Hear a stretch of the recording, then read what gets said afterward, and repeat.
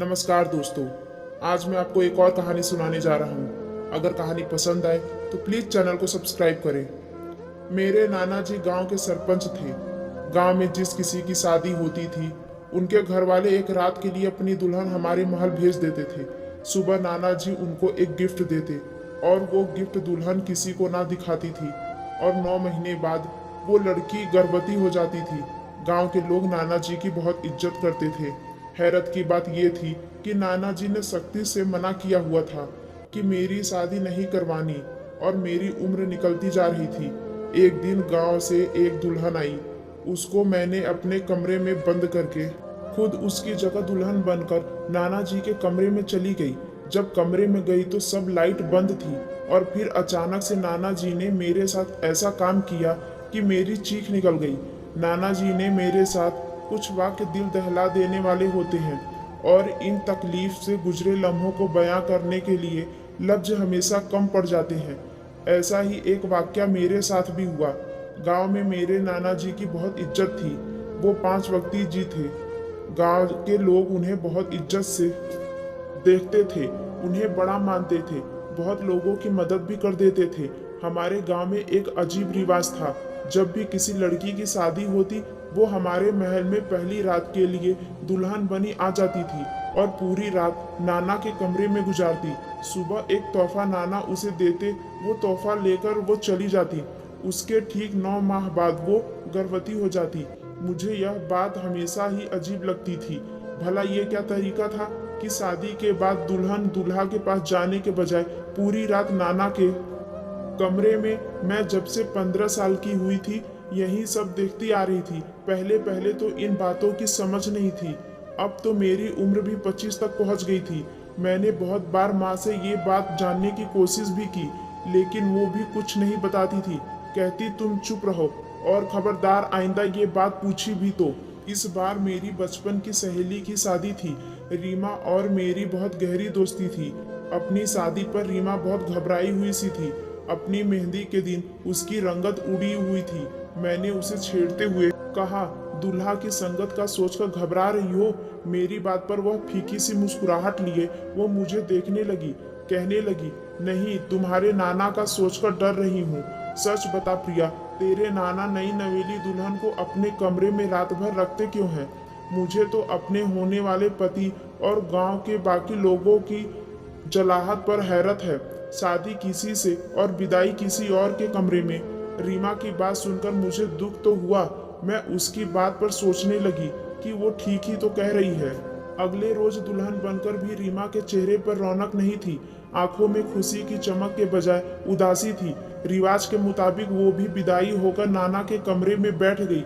न जाने क्यों, लेकिन इस बार तो मुझे नींद नहीं आ रही थी, क्योंकि मुझे यह जानना था कि आखिर ये लड़कियां नाना के कमरे में जाती क्यों हैं। जब सब अपने कमरों में सोने चले गए तो मैं उठकर अपने कमरे से बाहर निकली। मेरा कमरा ऊपर वाले पोर्शन में था और नाना का कमरा नीचे वाले पोर्शन में। रात के खूब अंधेरे मैं चीजों को टटोलकर अंदाजा लगाकर धीरे धीरे नीचे उतरी। नाना के कमरे की लाइट जल रही थी, इसका मतलब वह जाग रहे थे। अजीब सी बात थी, नाना की कमरे की खिड़कियां भी हमेशा बंद रहती थी। ये कोशिश मैं पहले भी कई बार कर चुकी थी, लेकिन हर बार मुझे नाकामी का मुंह देखना पड़ता था। रीमा मेरी बचपन की सहेली थी। हम साथ साथ स्कूल और कॉलेज तक इकट्ठे पढ़े थे। जब उसका रिश्ता तय हुआ उस वक्त मेरे लिए भी एक बहुत अच्छा रिश्ता आया था। मेरी माँ और पिता भी इस रिश्ते पर मंजूर थे, लेकिन मेरे नाना ने साफ इनकार कर दिया कि प्रिया का रिश्ता अभी नहीं करना। मुझे यह सुनकर हैरत भी हुई और अफसोस भी। हैरत इस बात पर कि लड़के और उनके घर वाले हर लिहाज से हमारे बराबर थे, तो फिर इनकार क्यों किया गया।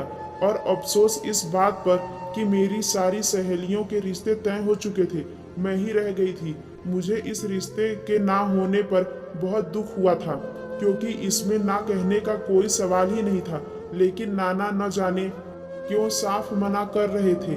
मैंने पहले तो दरवाजे के पास जाकर कान लगाकर सुनने की कोशिश की कि आखिर नाना लड़कियों से क्या बातें करते हैं और लोग ऐसे कम अक्ल कैसे हो सकते हैं जो सजी सजाई दुल्हन उनके कमरे में छोड़ देते हैं।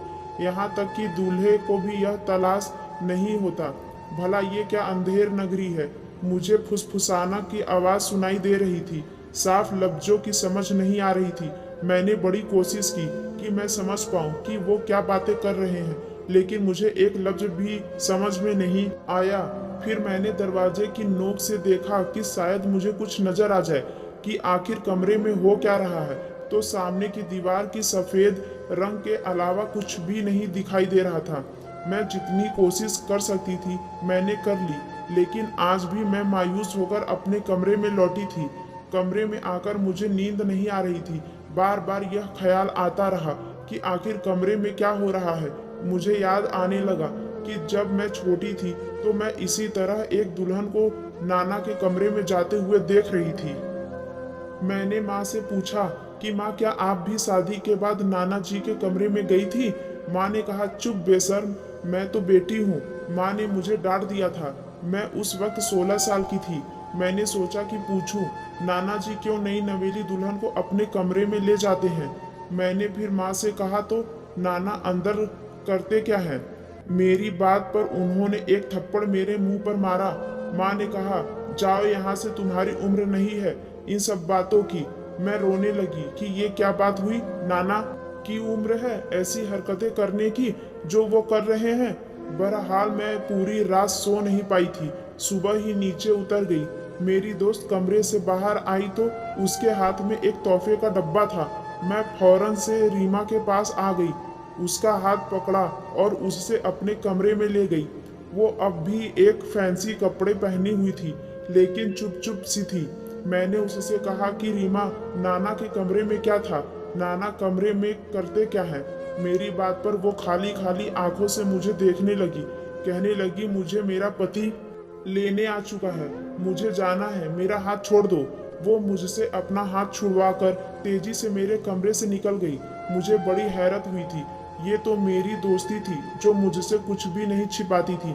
हर बात रीमा मुझसे जरूर बताती थी, और जिस राज को मैं जानने के लिए इतने सालों से बेचैन थी, मुझे पूरी उम्मीद थी कि सुबह होते ही मुझे ये राज मालूम हो जाएगा। मुझे फिर से मायूसी हुई थी।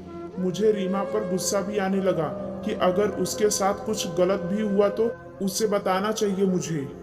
अपने नाना इस एक वजह से कभी अच्छे नहीं लगे थे, हालांकि उनका रवैया मुझसे बहुत स्नेह भरा था। मामा की कोई औलाद नहीं थी और मैं भी अपने माँ बाप की इकलौती औलाद थी। मेरी माँ मुझे बताती है कि नानी की मौत उस वक्त हुआ था जब मेरे पिता और मामा छोटे थे, लेकिन नाना ने दूसरी शादी नहीं की। माँ तो इस बात को ऐसे कह रही थी जैसे नाना ने नानी के नाम सारी उम्र गुजार दी हो। मुझे सुनकर ताज्जुब हुआ था। मैंने दिल में सोचा, अच्छा होता जो दूसरी शादी ही कर लेते। दूसरी नानी कम से कम उन्हें यह सब जुर्म तो ना करने देती जो हर नई नवेली दुल्हन के साथ ये करते हैं। मैंने भी दिल में पक्का इरादा कर लिया था कि रीमा से सच उगलवा कर रहूंगी। चंद दिन के बाद मैं रीमा के ससुराल पहुंच गई। उस वक्त वो बिल्कुल नॉर्मल सी थी। मुझे देखकर मुस्कुराकर गले मिली, अपने ससुराल में मेरा तारीफ करने लगी। उसका पति भी मुझसे खुश होकर मिला। मुझे उसके पति को देखकर कहीं से नहीं लग रहा था कि उसे अपनी दुल्हन एक रात नाना के पास भेजने से कोई ऐतराज या नाराजगी थी। मैंने रीमा से कहा, हम अकेले में बैठकर बातें कर सकते हैं। वो यह सुनकर कुछ दुविधा में पड़ गई, लेकिन मैं खुद ही उसे उसके कमरे का पूछने लगी। वो मुझे अपने कमरे में ले गई। जब मैंने दोबारा से रीमा से वही सवाल दोहराया तो वो गुस्से से उखड़ गई।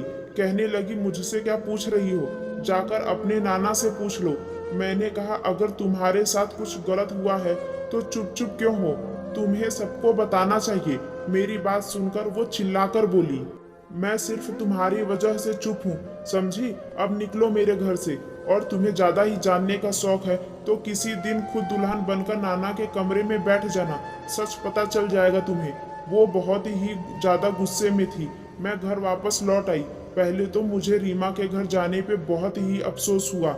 मैं रीमा के लिए दिली हमदर्दी महसूस करते हुए गई, लेकिन उसने मेरा जरा लिहाज नहीं किया था। क्या क्या मुझे नहीं सुनाया था।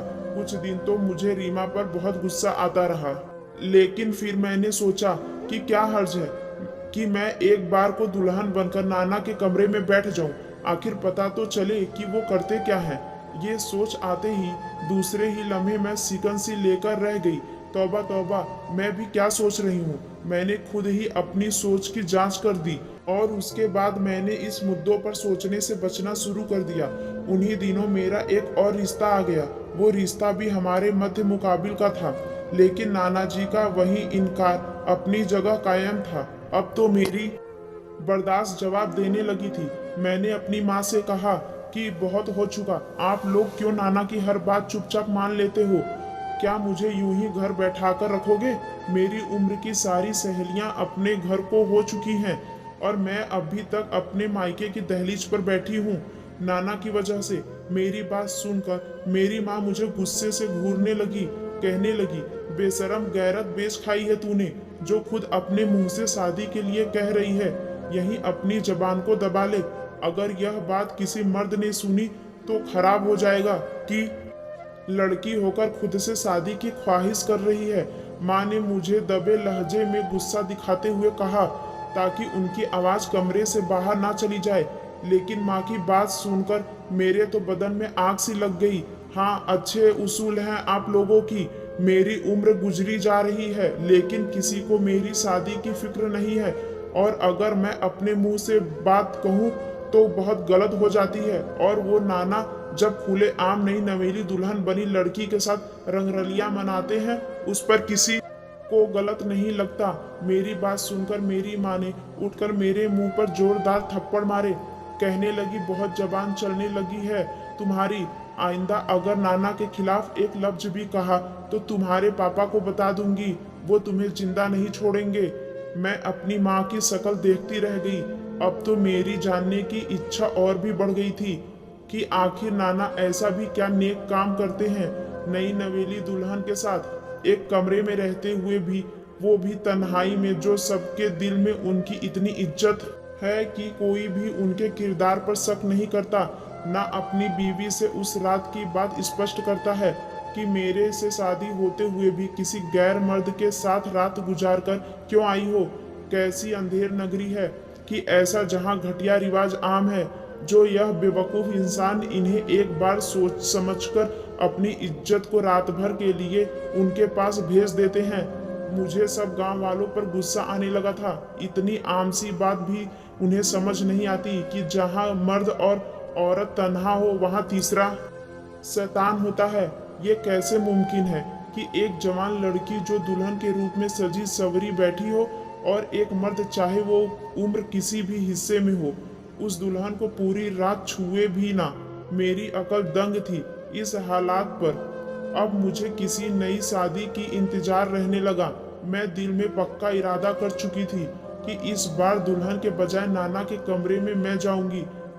2 माह बाद एक लड़की की शादी का बुलावा आया था। नाना इस बार पहले से ज्यादा खुश थे, यहाँ तक कि अपने बालों पर मेहंदी भी, शादी में नया जोड़ा पहना, इत्र की खुशबू पहले से ज्यादा लगाई।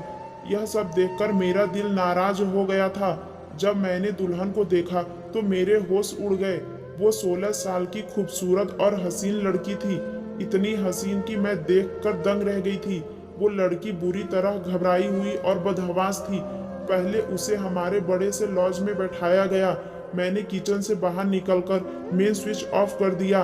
तैयार तो इस बार मैं भी बहुत अच्छे से हुई थी, इसलिए जैसे ही अंधेरा छा गया, मैं लॉज में जाकर दुल्हन का हाथ पकड़ा और कहा कि मेरे साथ चलो।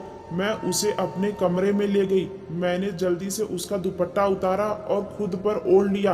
अपना दुपट्टा उसे दिया और कहा कि तुम मेरे कमरे से बाहर मत निकलना। वो मुझे हैरत से देख रही थी। मैंने तो दुपट्टे से अपना घूंघट निकाला और नीचे जाकर दुल्हन की जगह पर बैठ गई। उसकी कुछ देर बाद ही किसी ने मेन स्विच ऑन कर दिया। सब परेशान थे कि मेन स्विच बंद किसने किया था। फिर मुझे दुल्हन समझकर नाना के कमरे में बिठा दिया। मेरा दिल न जाने क्यों खौफ से फड़फड़ा रहा था। इतना बड़ा कदम तो उठा लिया था, लेकिन अब बहुत घबरा रही थी। अगर मेरा पोल खुल गया तो मेरे माँ बाप तो मुझे बहुत मारेंगे। लेकिन अब क्या हो सकता था। मैं उस वक्त नाना के कमरे में दुल्हन की जगह बैठ चुकी थी। नाना ने जब कमरे में दाखिल होकर अपने कमरे का दरवाजा बंद किया, मुझे लगा मेरा दिल भी बंद हो गया होगा। अगर वो मेरा घूंघट उठा लेंगे तो क्या होगा, सोच सोचकर मेरे अंदर से जान निकली हुई थी। कुछ ही देर में नाना मेरे सामने बैठ गए। कहने लगे, आज तक जितनी भी लड़कियां मेरे पास आई है, तुम उसमें से सबसे ज्यादा कम उम्र और हसीन हो। मैं तुमसे ये कहना चाहता हूँ कि मैं तुम्हें कल वापस नहीं जाने दूंगा। तुम्हें कल तलाक दिलवाकर अपने पास ही रखूंगा, क्योंकि मेरा तुम पर दिल आ गया है। इससे पहले कि वो मेरा घूंघट उठाते, मैंने कहा, ये कैसे मुमकिन है, मैं किसी और की दुल्हन हूँ। वो कहने लगे, मैं कह दूंगा कि तुम किरदार की अच्छी नहीं हो। मेरी बात पर सब मेरा यकीन करेंगे। अगर तुम मेरी बात आराम से मान लोगी तो मैं तुम्हें अपनी जायदाद से बहुत कुछ दूंगा। मैंने कहा, मुझे मंजूर है। मुझे वैसे भी अपना पति पसंद नहीं है। मैं आपके साथ बहुत खुशी से रहना चाहूंगी, अगर आप मेरी एक शर्त मान ले। तो वो कहने लगे, जो कहोगी मैं जरूर पूरा करूंगा। मैंने कहा, आप मेरा घूंघट उठाए बिना मुझे अपनी हर सच्चाई से आगाह कर दें, तो मैं सारी जिंदगी आपकी दासी बनकर गुजार दूंगी। वो कहने लगे, ठीक है, तुम तो बहुत अच्छी हो जो मेरी बात खुशी से मानने को तैयार हो गई हो। सुबह ही मैं तुम्हारे बारे में गलतफहमी लोगों के दिलों में डाल दूंगा कि इस लड़की का किरदार अच्छा नहीं है, तुम्हारा पति तुम्हें छोड़ देगा, और मैं कहूंगा कि मेरा दिल बहुत नरम है, इसलिए मैं इसे अपना लेता हूँ। मैंने कहा, अब आप मुझे ये बताइए, आपने कैसे लोगों को बेवकूफ बना लिया। मेरी बात पर वो हंसकर बोले, ये भोले भाले बेवकूफ गांव के लोग हैं। ऐसे ही किसी बात पर इन्हें गुमराह कर दो तो ये नस्ल दर नस्ल एक ही बात को बिना सोचे समझे किसी रिवाज की तरह अपनाए रखते हैं। फिर वो बोले कि वो शुरू से ही सबके दिलों में अपनी नेक नामी की ठाक बिठा चुके हैं। जब नानी का मौत हुआ, उन्होंने ये ऐलान कर दिया कि वो दूसरी शादी नहीं करेंगे, क्योंकि उनके ख्वाब में एक नेक बुजुर्ग आने लगे हैं, जिनकी नेक रूह उनके अंदर पर वास कर जाती है, और वो हर बार किरदार लड़की का किरदार एक रात में ही जान जाते हैं, और वो पाक रूह औरत की ख्वाहिश से पाक हैं। उस औरत को बिना छुए ही एक प्रक्रिया करने से उसकी पाक दामनी बता देते हैं, बल्कि वो प्रक्रिया पूरा पढ़ना पड़ता है। लोग यह सुनकर मेरे नाना की बात पर यकीन करने लगे। नाना को औरत की हवस थी, इसलिए वो अपनी ख्वाहिश को पूरा करने के लिए यह राह अपनाए हुए थे। हर कुंवारी लड़की को वो रात को कह देते कि तुम ये दूध पी लो और सो जाओ, ताकि मैं अपना अमल शुरू करूं। जैसे ही वो दूध पी लेती और नशे की वजह से सो जाती, वो अपनी ख्वाहिश उससे पूरी कर लेते, और सुबह एक तोहफा उसके हाथ में रख देते हैं, जिसमें सोने की अंगूठी होती है, और कहते, अगर इस डब्बे में अंगूठी निकली तो समझ जाना कि तुम पाक दामन हो। पहले पहले तो लड़कियां यही बात मान लेती थी, लेकिन रीमा ने दूध पीने से इनकार कर दिया था। ये बात नाना ने खुद बताई कि वो लड़की बहुत तेज थी। कहने लगी, मेरे साथ चाल चलने की जरूरत नहीं है, मैं दूध हरगिज से नहीं पीऊंगी। चुपचाप से जो पढ़ाई करनी है वो करो, वरना तुम्हारी ढोंगी होने का शोर मचा दूंगी। नाना ने कहा, वह पहली लड़की थी जिससे वह डर गए थे। उसे पूरी रात गुनाह के लिए उकसाते रहे, पैसों और तोहफों की लालच भी देते रहे, लेकिन वो किसी तौर ना मानी। बस इतना करने से मानी कि नाना की सच्चाई किसी को नहीं बताएगी। ये बात उसने कसम लेकर कही थी। उसके जो बाद नाना ने जो कहा, मेरी रूह फना हो गई। कहने लगे, तुम्हारे बाद मैं एक लड़की से और शादी करूंगा, बस उसी के लिए फिक्रमंद हूँ कि ऐसा क्या तरीका अपनाऊं कि नेक नामी भी रहे और मेरा काम भी हो जाए। मैंने पूछा, वो कौन है? कहने लगे, प्रिया। यह सुनकर मेरे होश उड़ गए। मैं उनकी सगी पोती थी और वो मुझ पर ऐसी गंदी नजर रखते थे, मेरा तो सर पूरी तरह से चकरा कर रह गया। ये मैं क्या सुन रही थी, किससे सुन रही थी? मेरा दिल किया नाना का गला दबाकर उन्हें जान से मार डालूं। मेरा गला फूलने लगा। मैं इस असलियत से अनजान थी, शायद मेरे पास अल्फाज नहीं थे। मैंने कहा, बड़े सरकार, वो आपकी सगी पोती है। मेरी बात पर हंसने लगे। कहने लगे, काहे की सगी, वो गोद ली हुई है। मेरे दोनों बच्चे औलाद से महरूम थे। ये लड़की मेरी बहू की भतीजी है। जैसे ही इस लड़की ने जवानी की दहलीज पर कदम रखा, मुझे ये अच्छी लगने लगी। तब से मैंने ये सोच रखा है कि ऐसा क्या करूं कि उसे अपना लूं, क्योंकि दुनिया के सामने वो मेरी पोती है। इसलिए आज तक मैंने उस लड़की का रिश्ता नहीं होने दिया। लेकिन अब एक तरकीब सोच रहा हूँ। हज मनाऊंगा, सब खुशी खुशी उसकी शादी मुझसे कर देंगे। यह सुनकर मेरे होश खोने लगे। कोई इतना भी घटिया हो सकता है। फिर याद आने लगा कि मेरी गुरु कहती थी कि हवस की प्यास कभी नहीं खत्म होती। उसे जितना पूरा करने की कोशिश करो, वो उतनी ही बढ़ती जाती। और गुनाह किसी दलदल की तरह होता है। इंसान एक बार उसमें धंस जाए तो निकलना बहुत दुश्वार हो जाता है। मेरे पास मोबाइल मौजूद था। नाना की सारी सच्चाई मैं रिकॉर्ड कर चुकी थी। मैंने आंसू बहाते हुए अपना घूंघट ऊपर कर दिया। नाना मुझे देखकर दंग से रह गए। कहने लगे, तुम यहाँ क्या कर रही हो? मैंने कहा, आपकी सच्चाई सुनना चाहती थी। आप शरीफत का नकाब पहने कब से लड़कियों के साथ गुनाह कर रहे हैं? आपको जरा शर्म नहीं आई? मुझे अफसोस है लोगों की नादानी सोच पर कि आप की झूठी कहानी पर उन्होंने कैसे यकीन कर लिया। नाना के रंग उड़ गए। मुझे लालच देने लगे, पैसों का, सोना चांदी का। मैं बेड से उठकर कमरे से बाहर निकल गई। शोर मचा मचा कर मैंने सबको इकट्ठा कर लिया। वो रिकॉर्डिंग मैंने सबको सुना दी। गांव में भी यह बात आग की तरह फैल गई। नाना को सजाए मौत सुनाई गई। मुझे अपने किए पर जरा अफसोस नहीं था, क्योंकि मैंने एक गलत रस्म को खत्म किया था और लोगों को भी यह समझाने की कोशिश की थी। ऐसे किसी की बातों में आकर अपनी बेटी को किसी दरिंदे के सामने उसकी हवस का सामना ना बनाएं।